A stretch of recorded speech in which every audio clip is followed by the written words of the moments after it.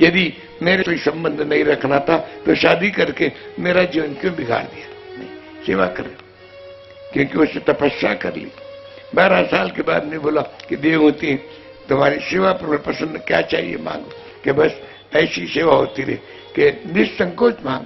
तो आपने विवाह के समय कहा था कि एक पुत्र के बाद में मैं संन्यास करूंगा। आप जैसे सिद्ध पुरुष के द्वारा एक पुत्र हुए और मेरे जीवन का कल्याण करें। जाओ उस सरस्वती नदी में स्नान करो। स्नान करे, वहां कुछ सिद्धि, कन्या तैयार हुई, वो सब सिद्धियां थी। इधर इधर कर्दम मुनि ने क्या किया, देखो साइंस है। कर्दम मुनि ने अपने योग बल से एक विमान तैयार किया, हवाई जहाज। कैसा था वो? इसमें श्लोक लिखा है, सर्वोपकरणोपेतम सर्वकाल सुखाव। इसका मतलब क्या? सर्वकाल सुखाव यानी शीतता में गर्मी पैदा, गर्मी में शीतता। आज आप क्या बोलते हैं इसको? वातानुकूल है आज ऐसा एरोप्लेन वे और सब साधनों से थे। विमान का निर्माण किसने किया?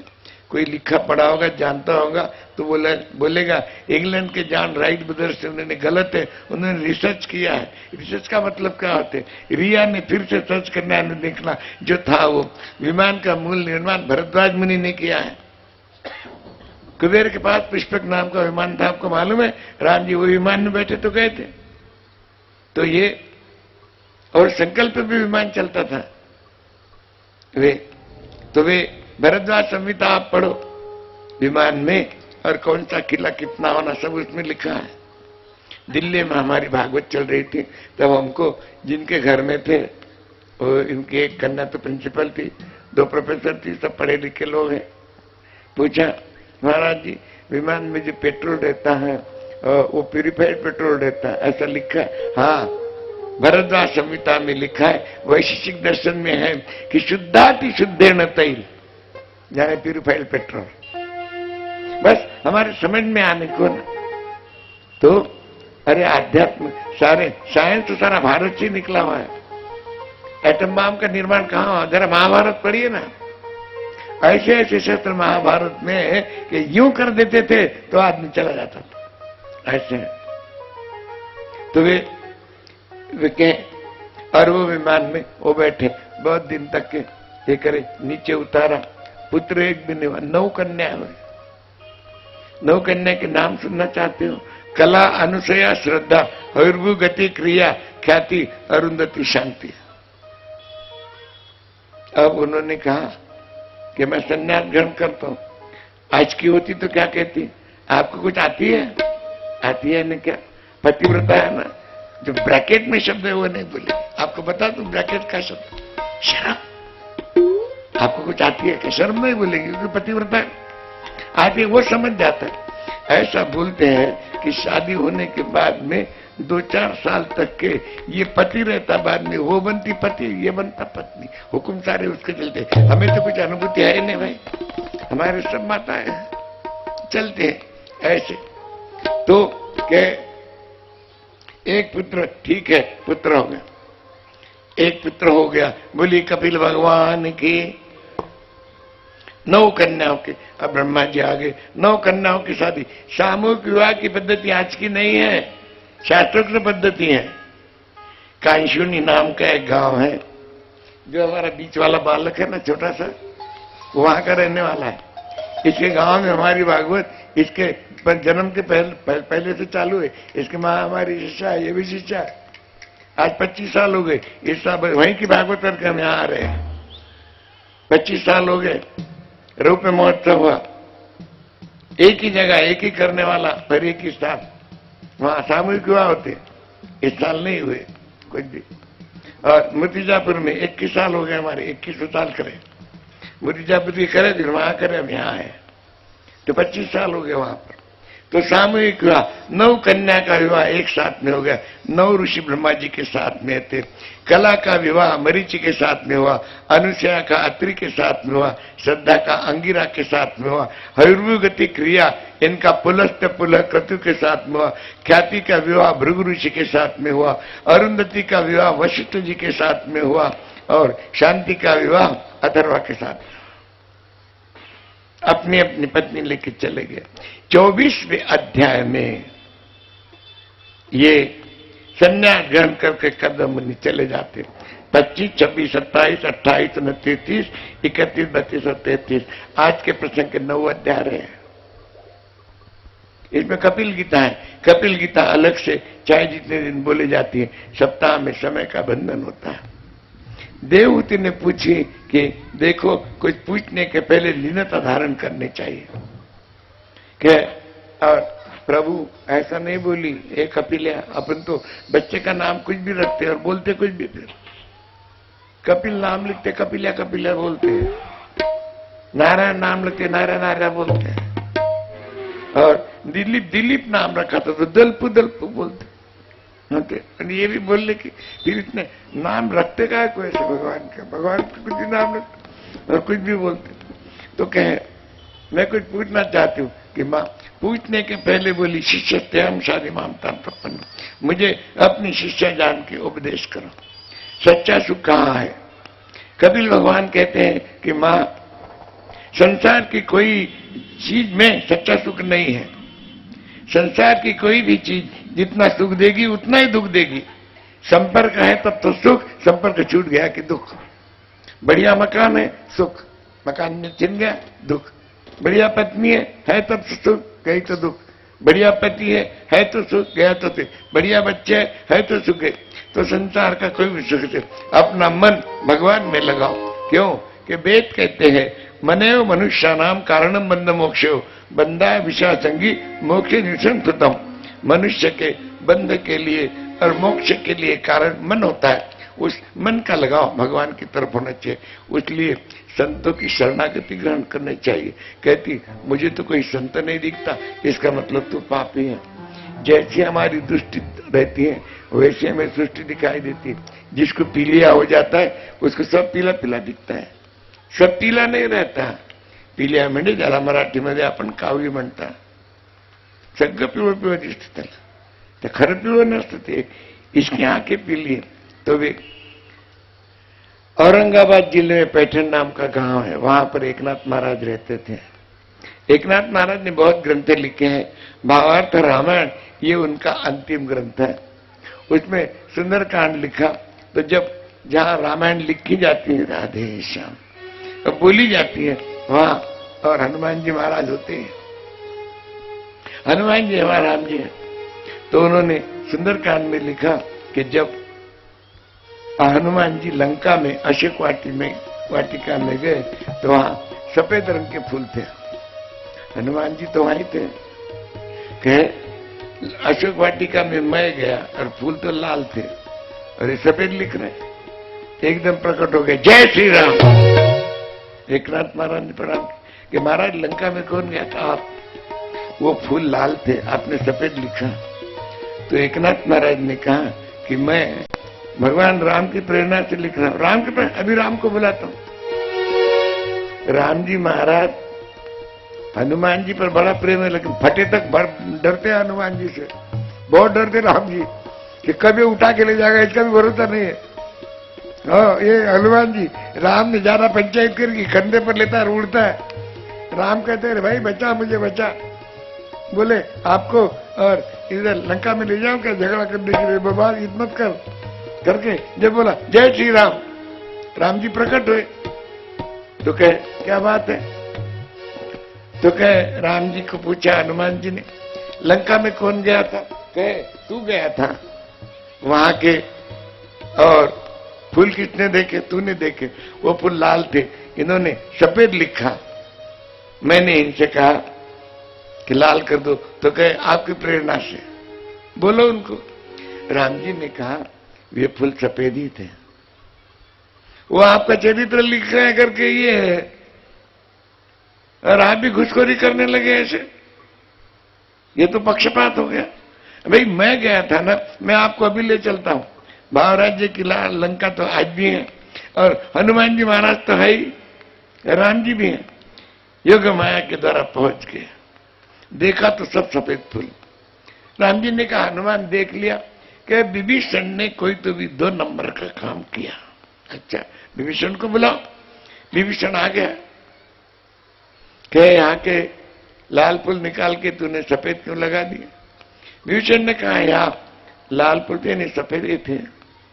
हनुमान जी महाराज राम जी को टटोरे, कहीं मोबाइल फोबाइल तो रखा नहीं है, कहीं फायदे से तो नहीं बात करे इन्होंने, क्या बात है, क्यों नहीं थे? हनुमान जी महाराज कौन है आपको मालूम है? राम रक्षा स्तोत्र यदि आप पढ़ते होगे, उसमें बुद्ध कौशिक ऋषि ने क्या लिखा है? बुद्धिमताम वरिष्ठम, बुद्धिमानों में वो वरिष्ठ है। क्यों नहीं थे? विभीषण ने कहा इसको अशोक वाटिका है, न शोका इति अशोका, यहाँ शोक नहीं होता वहां अशोक होता है। यहाँ लाल काला फूल रह नहीं सकता, लाल रह नहीं सकता। काला फूल तमोगुण का प्रतीक है, लाल फूल रजोगुण का प्रतीक है, सफेद फूल सत्वगुण का प्रतीक है। तो हनुमान जी ने कहा मुझे कैसे लाल दिखे? तो राम जी ने पूछा कि जब तू यहाँ आया तब तेरी अवस्था क्या थी? तेरे माते जानकी को रावण ने बंदिश कर रखा था, तो तेरी आंखों में क्रोध था, तेरी आंखें लाल थी, फूल लाल दिखे। सही है झूठ? बिल्कुल सही। फिर इतने कष्ट क्यों दिए? हनुमान जी ने कहा जरा थैंक यू तो बोलो, बिना ट्रैवलिंग चार्जेस आपको यहाँ ले यार पहुंचा दूंगा, थैंक यू नहीं बोलेंगे तो ले नहीं जाता, जाओ कैसे जाते? तो फिर जैसी हमारी दृष्टि होती है वैसी सृष्टि दिखाई देती है। और देखिए राजस्व यज्ञ के समय भगवान सब ऋषि मुनियों की झूठन निकाल रहे थे।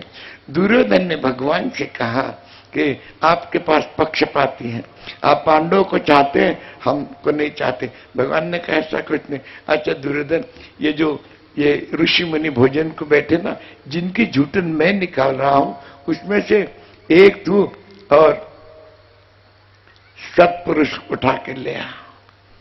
अब झूठन पहले उठा के लाना था, पूरी पंक्ति में घुमा दुर्योधन, आके बोला वहां एक भी सत्पुरुष नहीं, यानी सब बेवकूफ है, सब झूठे है। बैठ जाया, इसको बोला एक सत्पुरुष ला, और धर्मराज को बुलाया कि धर्मराज इसमें से एक दुष्ट उठा के ले आ। इसको बोला सज्जन ला। धर्मराज हर एक के पास जाता था, प्रणाम करता था, आके भगवान के पास आके खड़ा हो गया। भगवान ने कहा दुष्ट नहीं लाया कि एक लाया? कहाँ है? आपके सामने खड़ा है। तू दुष्ट है? हाँ। क्या बोलते धर्मराज? बुरा देखन मैं चला, बुरा दिखा नहीं को, बुरा देखन मैं चला, बुरा दिखा नहीं को, जो मन ढूंढा अपना, मुझ सम बुरा न कोई, श्री राधे मुझ सम बुरा न कोई। जो मन ढूंढा अपना, मुझ संग बुरा न कोई, श्री राधे मुझ संग बुरा न कोई। इतने सत्पुरुष में बुरा बुरा बुरा मन में लेके गया, मैं अपने मेरे मन में बुरा से, पहले अपने आप को टटोलो। भगवान ने कहा ये बात है, जैसी हमारी दृष्टि होती है वैसी हमारी सृष्टि दिखाई देती है। माँ को कहने लगे कि माँ इस गर्भवास के चक्कर में कब तक पड़ेगी? माता के पेट में बालक कैसा पैदा होता, इसको क्या बोलते हैं आज? एनाटॉमी। ये भी है इसमें, एनाटॉमी का पूरा अध्याय बोलूंगा तो और 2 घंटे लगते हैं। तैयारी आपकी, और 2 घंटे 11 बज जाएंगे। यहाँ पूरा अध्याय बोल देता हूँ। भाई सप्ताह में समय का बहुत बंधन होता है कि माँ जब माता गर्भवती होता है तो वो गर्भ पहले पानी के बुदबुदे जैसा रहता है 10 दिन तक के, और 1 महीने में उसका कठिन गोला बन जाता है। दूसरे महीने में छोटी छोटी इंद्रियां आ जाती हैं, तीसरे महीने में इंद्रियां पूरी हो जाती, चौथे महीने में उसको नाखून और बाल आते हैं। चौथे महीने में 1 महीने की तैयारी, 5वें महीने में उसको भूख लगती है। देखिए माता जब गर्भवती होती है तो 2 महीने के गर्भवती के स्तन में दूध नहीं रहता, 5वें महीने से दूध आना शुरू हो जाता है। सब शास्त्रोक्त है ये। और तो फिर और 6ठे महीने में, 5वें महीने में पूरा फिर उसका खाने का प्रबंध। माता की जो अन्न पेशी होती है उसे 1 नलिका उसके नाभि तक जिसको आप ड्यूटी कहते हो, उसके नाभि तक लगाई जाती रस रूप से। जब बालक पैदा होता है तो डॉक्टर को काट डालते ना यहाँ से, वही उसके द्वारा जाता है। और छठे महीने में उल्टा होता है। एक चीज और आने की है, 7वें महीने में उसको ज्ञान पेशी आती है, पर वे इतनी हल्की होती है तब तक वो भ्रमण करते रहता है।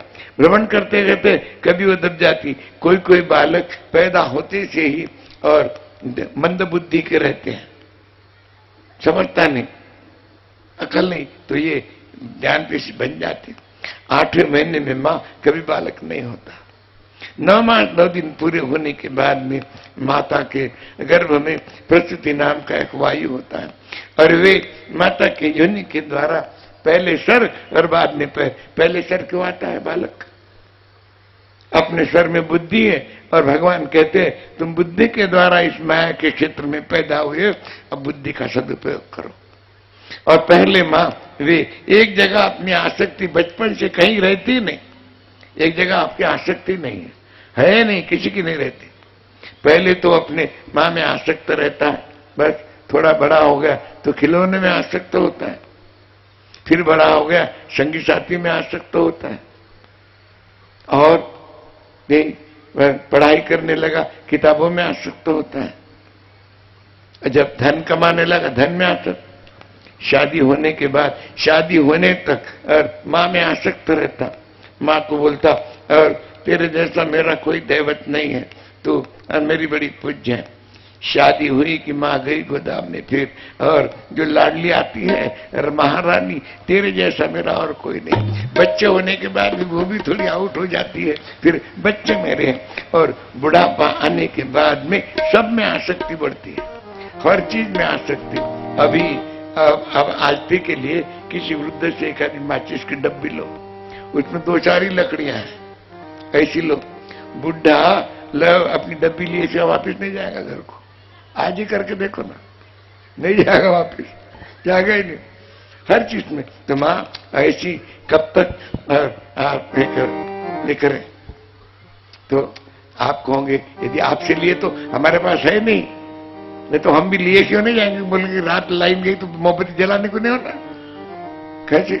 ये नहीं सोचे कि वहां से दूसरी मांग लेंगे, नहीं, ये अपनी तो अपने को ले, 4 ही लकड़ी है उसमें, लेकिन आसक्ति इतनी बढ़ जाती। तो मां उपदेश करना मेरा काम है, स्वयं का उद्धार करना तुम्हारे अपनी बात के। उद्धरेदात्मनात्मानम नात्मानमो साधु, गीता कहती। देवहूति को कहा क्या पूछना है? अब मुझे कुछ पूछना नहीं, कुछ नहीं, प्रणाम किया। कि मां पिताजी गए, मैं भी जाता। ईशान दिशा को गंगा सागर है कलकत्ता के पास, वहां कपिल मुनि का मंदिर है, वहां चले गए। वहां कपिल मुनि के मंदिर की एक विशेषता है, चाहे जितनी समुद्र में बाढ़ है वो मंदिर में जल नहीं जाता है। इधर देवहूति ने सर्वस्व का त्याग करके, और उसकी सुंदर सुंदर बालों की जटा हो गई, और देवहूति को वहां सिद्धि प्राप्त हो गई, इसलिए उस स्थान का नाम सिद्धपुर हुआ। उसको मातृज्ञा भी बोलते। यदि आप सिद्धपुर जाना चाहते हो तो गुजरात में आपको पहले राजकोट जाना पड़ता, राजकोट से आपको महसाणा आना पड़ता, और महसाणा से आप सिद्धपुर जाओगे। आप सिद्धपुर जाओगे, कर्दम मुनि के आश्रम का स्थान है, बिंदु सरोवर वहां है, उसमें स्नान करके आना। भगवान के आंखों से गिरी हुई जल है वो बिंदु सरोवर। हाँ, तो ये क्योंकि वो जल थोड़ा खारा है, क्योंकि हमारे आंखों से आंसू जो होते हैं ना थोड़े खारे होते हैं, और ठंडे भी खारे होते और गर्म भी खारे होते। और वे देवहूति की सिद्धि बता के ये 3य स्कंद पूरा कर दिया। बोली वृंदावन बिहारी लाल। 4th स्कंद की शुरुआत कल सुबह 9 बजे से होगी। बोली वृंदावन बिहारी लाल। और कल इस समय आप भगवान नरसिंह भगवान खंबे में से बाहर कैसे निकलते, हमारे छोटे से प्रहलाद नरसिंह भगवान का प्राकट्य कल इस समय आप देखोगे। बोलिए वृंदावन बिहारी लाल। राधे राधे गोविंद गोविंद राधे, राधे गोविंद राधे, राधे राधे गोविंद गोविंद राधे, राधे राधे गोविंद गोविंद राधे, गोविंद राधे गोपाल राधे, गोविंद गोपाल राधे गोविंद राधे गोपाल राधे गोविंद राधे गोपाल राधे गोविंद राधे गोपाल राधे गोविंद राधे गोपाल राधे गोविंद राधे गोपाल राधे गोविंद राधे गोपाल राधे राधे राधे आरती होने वाली है राधे राधे राधे गोविंद कथा